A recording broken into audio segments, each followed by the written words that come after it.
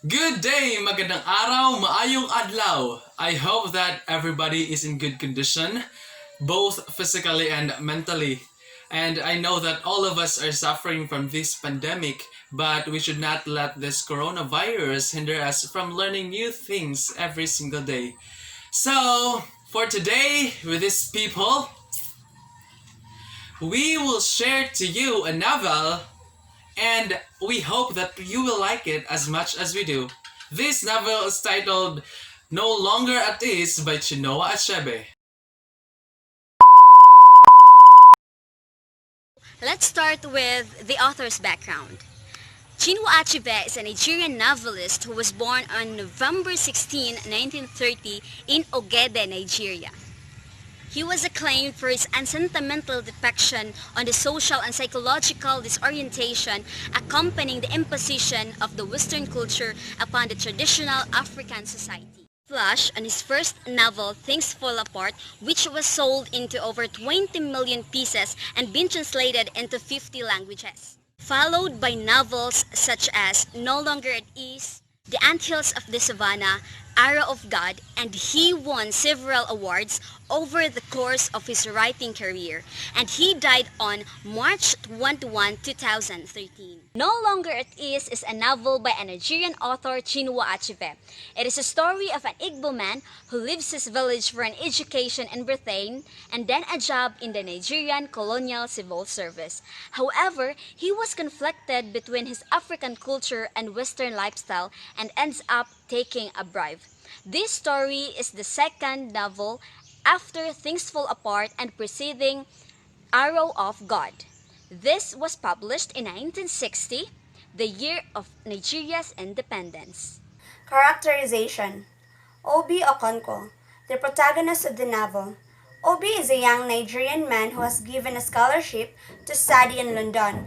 His acceptance of a bribe constitutes the main conflict of the story. Obi is prideful, ambivalent about his culture, naive and selfish. He is not self-reflective and finds it difficult to take control of his life. Clara, Obi's enigmatic Nigerian girlfriend who is hampered by her family's also past. She is cool and moody, but is ultimately a sympathetic character, especially after her abortion. Mr. Green, Obi's snooty and prejudiced English boss who enjoys condemning Nigerians but also enjoys the vestiges of the colonial system as it results in its racial supremacy. President of the Union, he finds satisfaction in helping young men from the village attain success, although it seems his efforts are often frustrated by both the men and the overall system. Isaac Okonkwo, Obi's father who converted to Christianity and likes the ways of the white man. Obi was always closer with his mother but still sought his father's approval. Hannah Okonkwo, Obi's quiet and loyal mother who converts to Christianity for her husband but retains aspects of her own culture, such as reverence for folk tales and firm views of an Obi not marrying an Oso. She threatens to kill herself if Obi marries an Oso, which is one example of how their relationship is close but dysfunctional. Joseph, an old friend of Obi and a clerk in the survey department, he is in awe of Obi but also disapproves of him. Christopher, Obi's economist friend, whom he met in London. Christopher is a womanizer. Macmillan, a young Englishman who is an administrative officer in northern Nigeria. Obi meets him on his ship returning to Nigeria and they become friends. Honorable Sam Macaulay, a rich and handsome politician in eastern Nigeria and Lagos, he becomes a friend of Clara and Obi. Miss Mary Tomlinson, Mr. Green's friendly and talkative secretary, whom Obi is initially wary but eventually befriends. She possesses negative attitudes about Africans, but clothes them in cheerfulness and concern. Mr. Mark, a young man who attempts to bribe Obi on behalf of his sister, who wants a scholarship to study in England. Elsie Mark, a young woman who wants a federal scholarship to study in England. Her brother comes to Obi first, intending to bribe him, but is refused. She speaks to Obi personally at his apartment, insinuating she will sleep with him if he helps her. He does not end up recommending her. Here is the character web of the novel no longer at ease. Our first character is Obi Okonko, the protagonist of the novel. The novel follows his idealistic beginnings to his unfortunate end. He is the son of Isaac and Anna Okonko, who both converted to Christianity, and Clara Okeke is his fiancée. His friends were Christopher, Sam, and Joseph. Christopher is Obi's friend who is more pragmatic than him and less of an idealistic.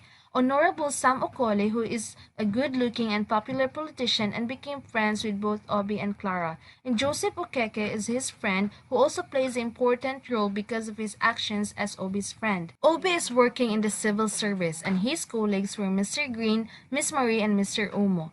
Mr. Green is Obi's old Englishman boss at the civil service, and Miss Marie Tomlinson is Mr. Green's secretary who is kind to Obi, and Mr. Omo also works at the civil service like Obi. The other characters were Obi's co-passengers in a small cargo boat on his way to Nigeria. Chapter 1: The Judgement. The novel begins with the trial of Obi Okonko, who we find within this first chapter is accused of having taken a bribe. This chapter sets up the problems of the entire novel with great efficiency. It tells us what is going on at present with Obi's trial and backtracks to the past in order to reveal what kind of man Obi is. Most significantly, this first chapter juxtaposes the two extreme cultures that are at work in the novel as a result of colonialism. The scene between Mr. Green and the British councilman and the scene among the Umifia Progressive Union are juxtaposed against each other to illustrate their differences and their paradoxical similarities. This is done in order to show us the space in which Obi is caught between the British and the Umifians. The scene with Mr. Green, Obi's boss, is illustrative of the white, is posed against that of the Umifian Progressive Union. This section is filled with proverbs and colloquialisms. It illustrates the desire for another kind of hold on Obi. The English try to control him as do the Union. The Union believes in education and they want him to study law so that he may help them with their land cases. The irony is that he learned nothing about the law because he studied English instead and ends up in court. This is a perfect metaphor for the novel. The idea that he left what the Umifians wanted him to study in order to pursue the language and literature of the colonizer, which did not help him as much as bring him hardships. Chapter 2: A Picture of Lagos. When Obi is in England, he realizes the importance of his homeland. This is one of the main issues that have arisen within the genre of post-colonial literature. Although it is not Achebe's main concern in the novel because Obi is only away in England for a bit under 4 years. It is still important and worth mentioning because Achebe does not choose to spend time on the subject. In this chapter, Obi misses home and writes romantic and lyrical poems about Nigeria during the winters in England. However, the Nigeria he returned to was in many ways different from the picture he had carried in his mind during those 4 years. On his return to Nigeria, Lagos is almost a strange place, a new mafia and even stranger one.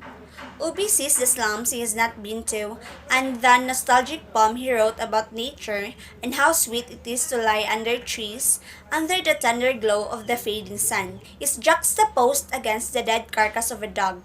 The dogs that taxi drivers hit for good luck.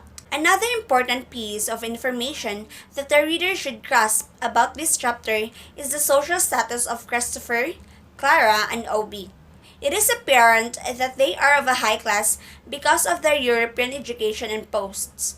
They, like the European in Africa, also have servants and stewards. This is, of course, ironic because it is in fact their country after all. The fact that they are prosperous because they have the posts that the outsider has had for years is another paradox of colonialism. Times, however, are changing as is evident in this chapter. The second generation of educated Nigerians had gone back to eating pounded yams or gari with their fingers for the good reason that it tasted better that way. Also for the better reason that they were not as scared as the first generation of being called uncivilized. Chapter 3: First Encounter with Clara. This chapter goes back in time to Clara and Obi's meeting.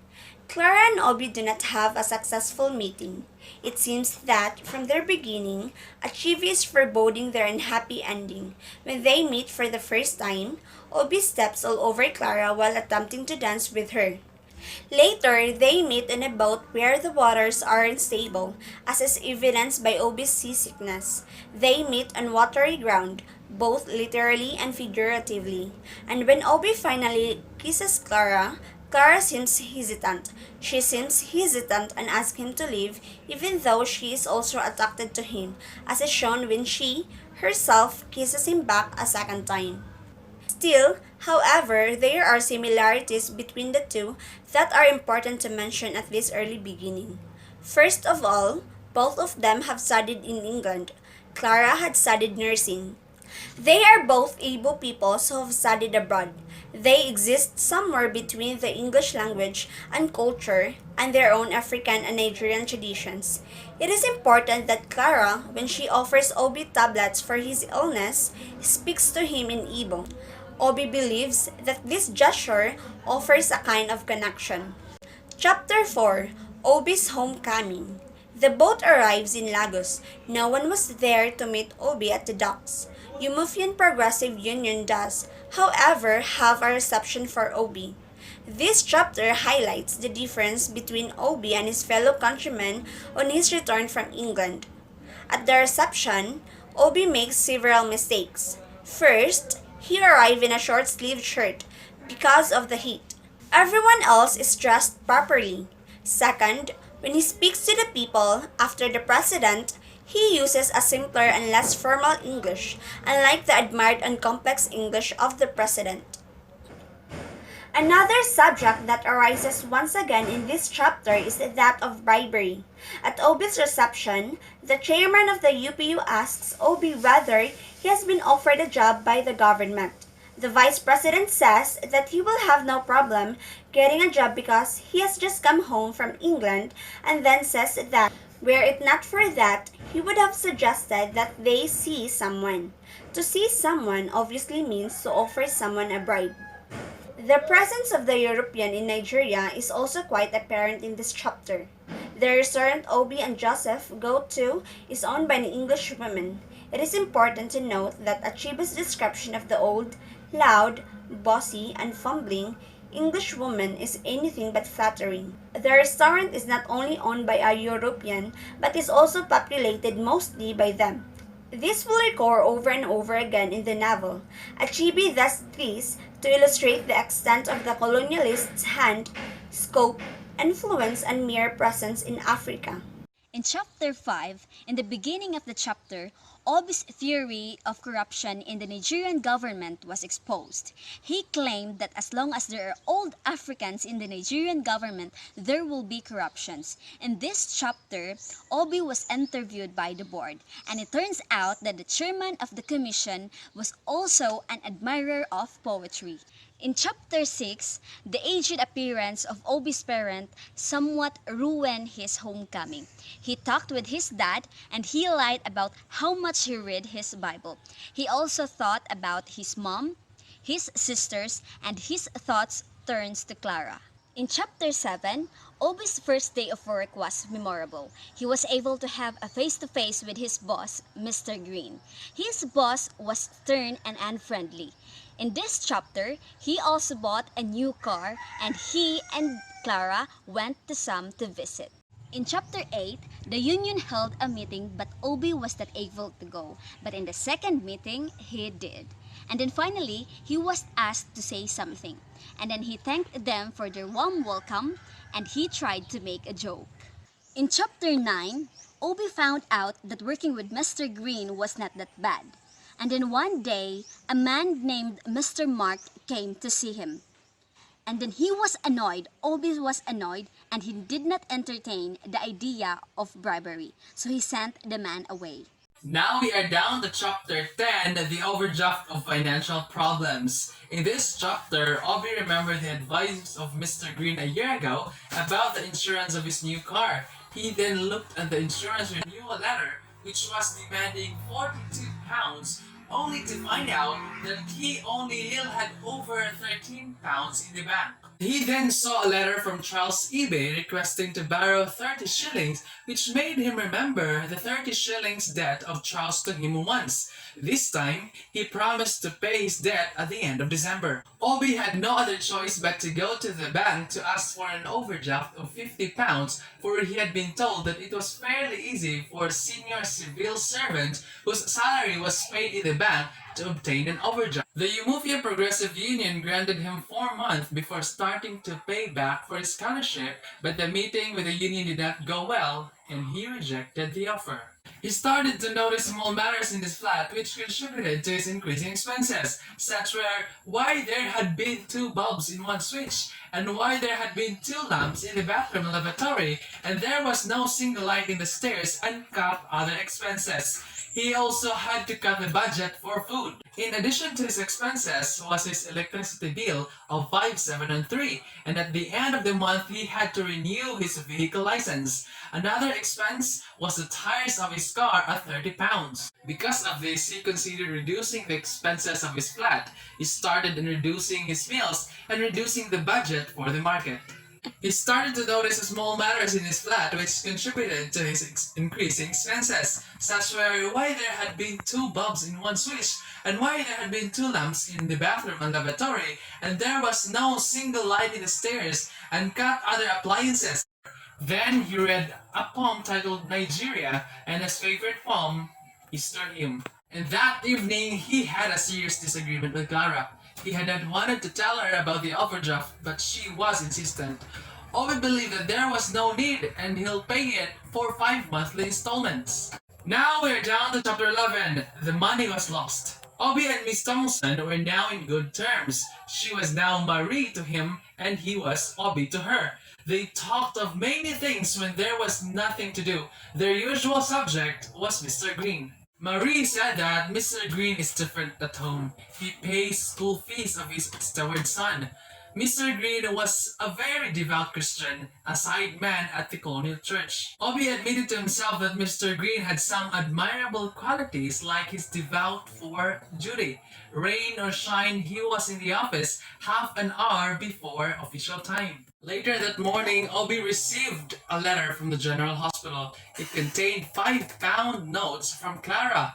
In the letter, Clara said sorry and wanted Obi to cancel the overdraft. Obi wondered how Clara had come with such money.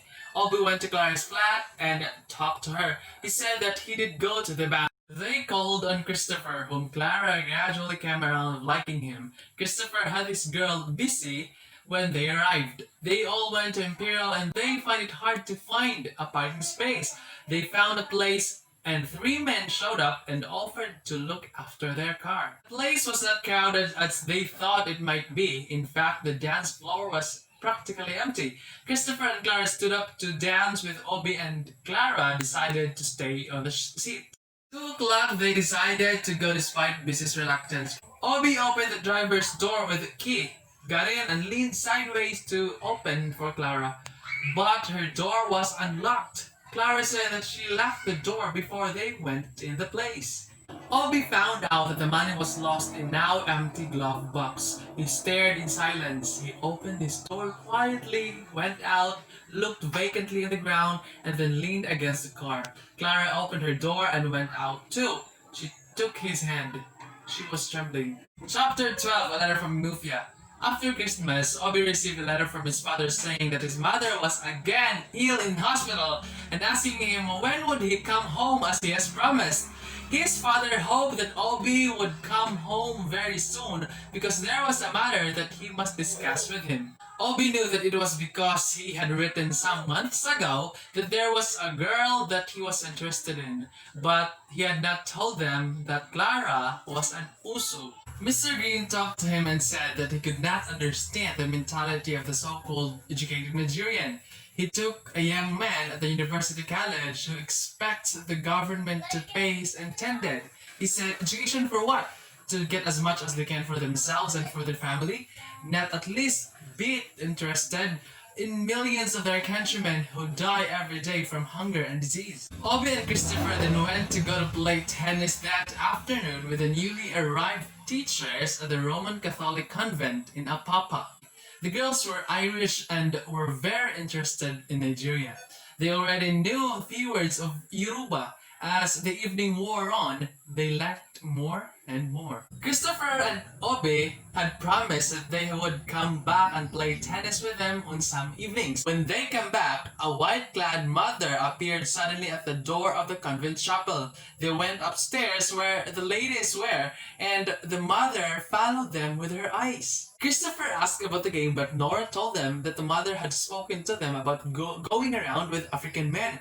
She has warned them that if the bishop knew of it, they might find themselves sent back to Ireland. Christopher was really taken away with Florence that he talked about marriage. Obi told him about the catechism in Mufia. He overheard her while telling Obi's mother how her education was cut short at standard 1 because the man was so impatient to get married. On the following morning, the catechist had been unable to take the service because his wife had broken his hand. Then they talked about bribery. Christopher said that if a girl offers to sleep with you, that is not bribery. But for Obi, it is scandalous for a man who can see nothing in going to bed with a girl before you let her appear before the board. Obi said that perhaps she'll remember that there was a man at least who did not take advantage of his position. For Christopher, bribery is the use of improper innocence. The girl came voluntarily and he cannot see that bribery was involved at all. Now off to chapter 13, Breaking the Engagement. In this chapter, Obi was granted 2 weeks local leave and decided to set out to Umufia. So, Clara spent the whole day and night in Obi's flat. When Obi and Clara went to sleep, Clara told him, while crying, that she wanted to break off their engagement because she didn't want to ruin his life. She provided the reasons why they should break up. Obi's family who were against them, and that she is someone who has to borrow money to pay his insurance. Obi went home in Umufia. As he looked at his mother on her bed, tears stood in Obi's eyes because her mother just came from the hospital and now is all bone and skin like a bat swing. Chapter 14, The Opposition. Obi had a serious talk with his father after the family prayer. The prayer had taken place in mother's room because she was again feeling very weak. His father told him about something they must talk to. Obi told his father that he wanted his family to go and meet the girl and start negotiations. He told him that the girl is the daughter of Joshua Okeke, a native Bino, and his father burst into laughter and told Obi that he cannot marry the girl. Obi's father stressed that Oso is like a leprosy in the minds of our people. I beg you, my son, not to bring the mark of shame and leprosy into your family. If you do, your children and your children's children, and to the third and fourth generations, will curse your memory. He slept very little that night. Afterwards, his mother shared her bad dreams that there are white mites down in the bed which had eaten up the mat and the white cloth. Obi's mother told him that he can only marry that woman if she died, and she believed that it was what the meaning of her dream implies. And she even threatened him that she will kill herself if he continued to marry that woman. Chapter 15. In this chapter, Obi drove home to Lagos from morning till evening. On his way, he met an accident, and the passengers of a good lorry truck rushed to help him, and luckily, he was safe. It was getting dark when he arrived at Lagos. Then he went to Clara. While they were talking, Clara pulled out the ring from her finger and held it to Obi, saying that she was thankful for everything. After minutes of silence, Obi left Clara. He then went to Christopher and shared what happened between him and Clara, and the idea that Clara is pregnant. Days had passed. Obi and Clara went to a doctor who could do abortion. Although abortion wasn't mentioned in the novel, but as the doctor describes it as a criminal offense where he could lose his job and license, that's why we conclude that it is abortion. At first, the doctor rejected because he can't do such criminal offense.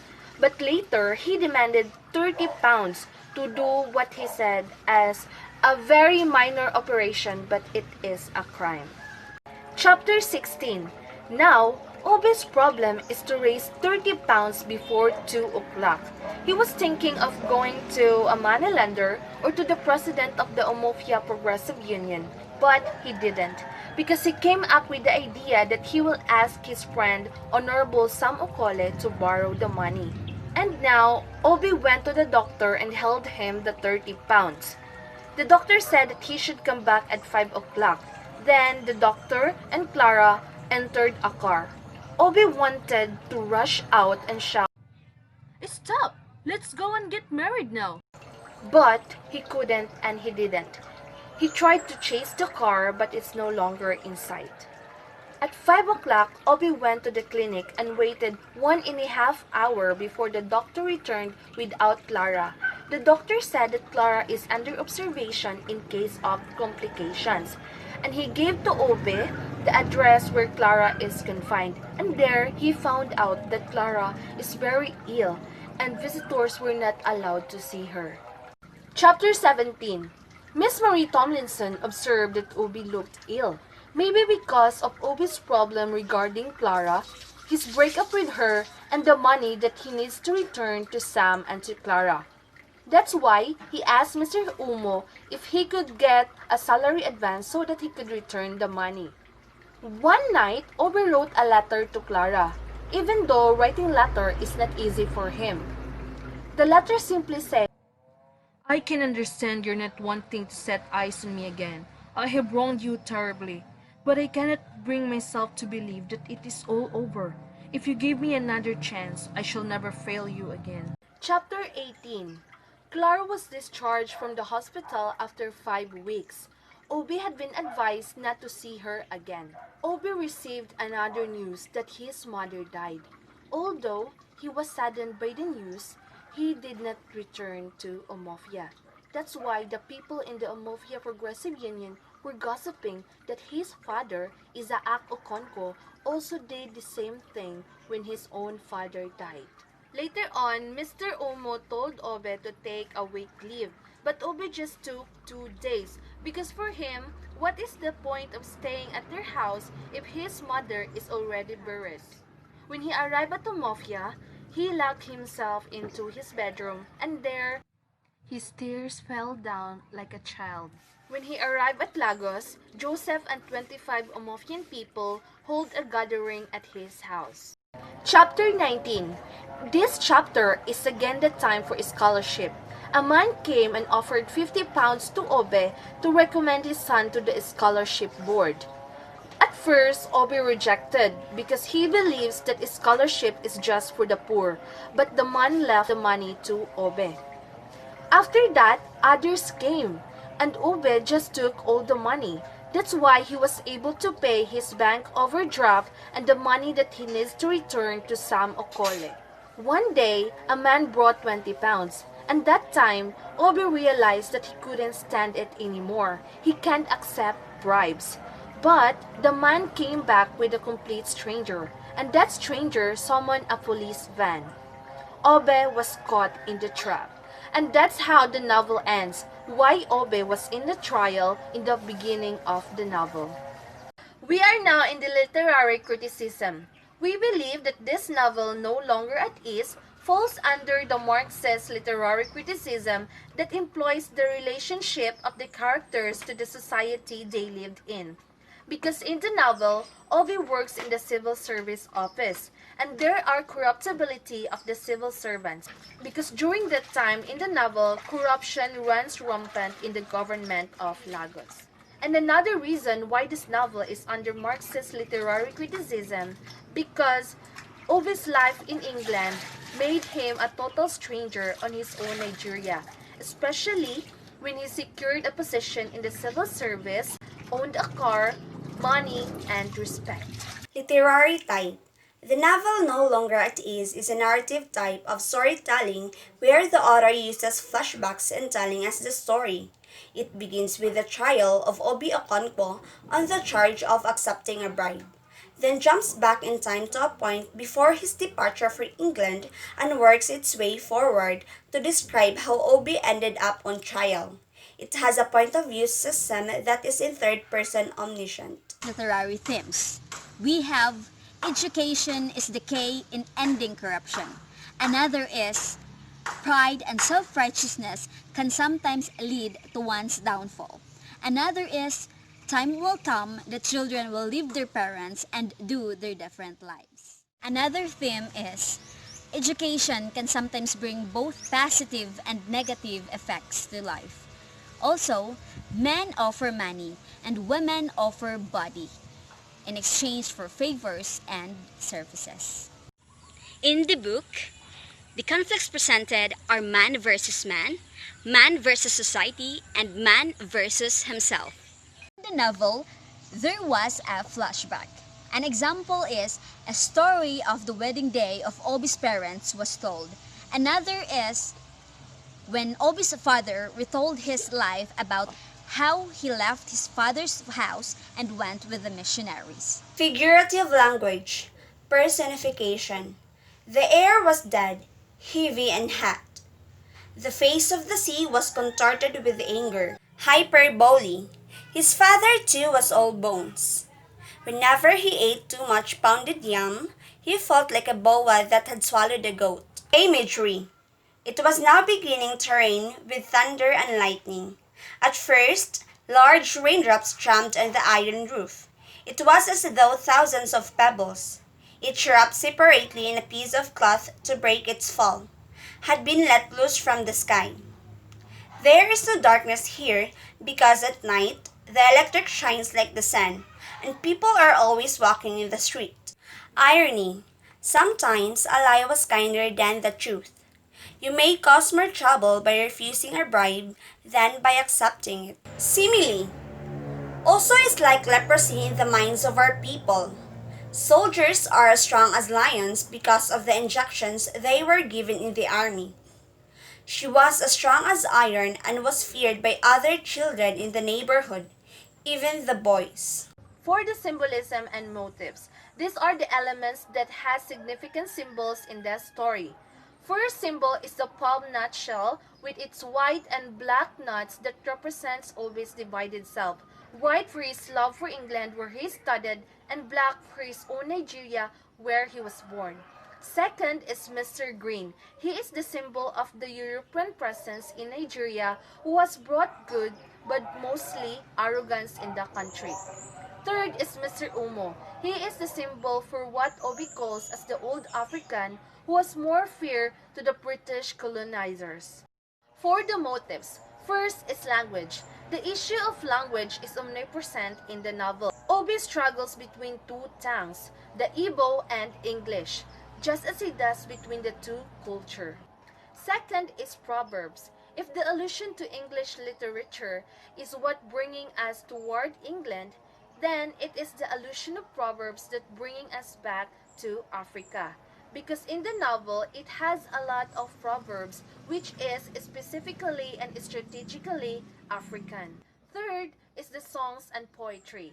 Throughout the novel, there are songs and poetry with different meaning at different moment of time. All the songs and poetries represent Obi's desire to his home and his heart needs it. In the novel, foreshadowing was also present. An example is when Obi's mother had a bad dream about a white termites and a white cloth under her bed, and she believes that it is something about her death. Another foreshadowing is when Obi remembers how his mother cut herself while Obi was washing his clothes. It foreshadows that Obi will embrace Western culture and abandon his culture, the African culture. In the book, there's an example of anaphora or the repetition of words which says, "You have the yam and you have the knife. We cannot eat unless you cut us a piece." For the cultural implication, the Igbos believe that their in-law is their chi or their personal god. Believe that it is rude to read while you have a visitor. They also believe that the one who has made a better fortune for his life is expected to share the fortune to his family and to the community. Lastly, is their belief that their forefathers made a powerful medicine to protect themselves and their descendants forever. It is socially wrong if black marries white. Marrying ten also is prohibited. Emufians cannot read. Children left their old parents at home and scattered in all directions in search for money. Songs reflect the reality in society. It is not permissible to have or marry a second wife if someone is a Christian. When people are gathering in Igbo village, the meeting should be started and ended with a prayer. During the wedding celebration, the bride and the groom were given a knife in which the first one to cut through the cake is the senior partner. Children were sent to a foreign country to attain high education. Now for the implication of the title. The novel was titled No Longer at Ease. It is all about the matters that had happened in the life of Obi Okonkwo, the first person from the village of Umufia to study in England. 4 years later, he came back to Umufia. He found himself no longer at ease in the society where bribery is a common practice. He experienced financial drawbacks from paying back to Umufia Progressive Union for his scholarships, the insurance of his car, up to the paying all his debts. Another thing was that he wanted to marry Clara, an Uso, but due to tradition, he broke up, which led to another set of problems. In addition to his struggles is the death of his mother. Another thing was that he made trouble with the people of Umufia, which added to his burden. The title No Longer at Ease not only best describes the life of Obi Okonkwo, but also the Africans, Nigerians in particular, who were in the merge of finding peace due to the battle of cultures and colonial era. For the quotable statement, I chose, a man may go to England, become a doctor or a lawyer, but it does not change his blood. Because I believe that no matter how successful you become, it cannot change the fact of who you are and where you came from. For the quotable statement, I choose, a kinsman in trouble had to be saved, not blamed. Anger against a brother was felt in the flesh, not the bone.